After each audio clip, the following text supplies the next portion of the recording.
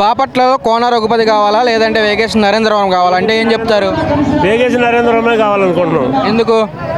ఆయన చేసిన సామాజిక సేవలు, రేపు చంద్రబాబు నాయుడు గారు ఇపోయే పథకాల గురించి కానీ, రేపైతే మనకు అమరావతి డెవలప్మెంట్కి కానీ వీటన్నింటినీ దృష్టిలో పెట్టుకుని భావితరానికి భవిష్యత్తు కోసం ట్రై చేస్తున్నాం. బాట వేయగలిగే నాయకుడు కనుక ఆయనకి ఫుల్గా సపోర్ట్ చేస్తున్నాం. ఎంత మెజారిటీ రావచ్చు ఇక్కడ బాపట్లలో నరేంద్రవర్మ గారికి? ఎంత మెజారిటీ రావచ్చు? మెజార్టీని అయితే 25,000 వేసుకుంటున్నానండి. 25,000 వేసుకుంటాం. పక్కాగా గెలిపించుకుంటారు? పక్కాగా గెలిపించుకుంటాం. ఓకే, మరి కోన రఘుపతి గారు అభివృద్ధి చేశారు కదా అని అభివృద్ధి ఏది చేశారో ఒక్కటి చెప్పమానండి.